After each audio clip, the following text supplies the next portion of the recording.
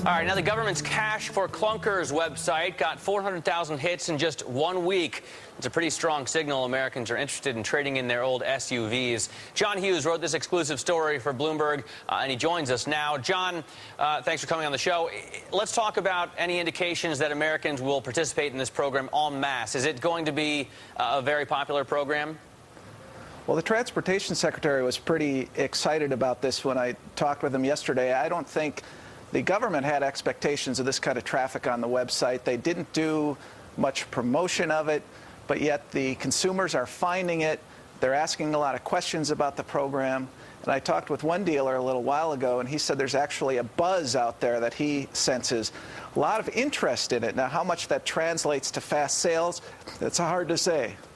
I wonder about the concerns, the concerns that basically you're paying for your neighbor's car, or as you put it, your kids or your grandkids are going to be paying for your car. I mean, have we seen, even though there wasn't a lot of publicity for this to begin with, a lot of backlash about it?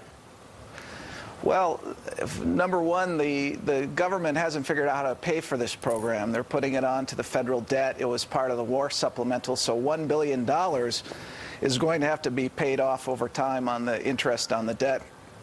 So in a sense, as you say, it's maybe your children or your grandkids paying for the cars. But for now, what consumers are hearing is they get up to $4,500 off on a vehicle, and that's very attractive to them.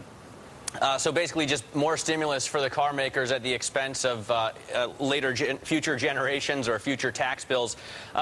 In any case, I guess free money from the government, let's take it. How soon will consumers be able to get new car discounts? As early as July 24th, the federal government is putting out a rule right now, and that rule they have to get completed by the 24th of July.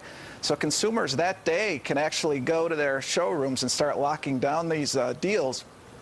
And some of the dealers are saying that they're already, writing agreements today that will take effect post July 24th. And do we already have data on how much we expect this to actually boost auto sales? Because obviously that's part of the intention. I guess you could also say it's for the environment, but it's got to be also for GM and Ford and the rest. It's really wound up being mainly a stimulus program, less so of an environment program.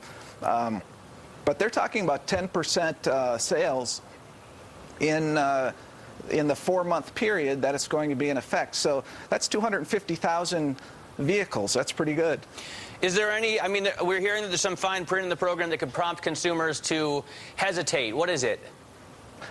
Well, you have to get, your clunker that you turn in has to get at least 18 miles per gallon or less. And I did some checking. I have a 10-year-old car, so I'd be a natural person to think about taking advantage of this program. My vehicle doesn't qualify because it gets too good a mileage. So consumers will find out that they can't use this. I see. So the question is then, will they go in and buy anyway because they've been waiting to buy, and they'll just buy? You've got to turn in your Hummer or your Ferrari, basically. Yeah, as beat up a car as you can find. It's got to be manufactured after '84, but it's got to get low mileage. All right, thanks very much for joining us to talk about this. John Hughes there joining us talking about Cash-For-Clunkers.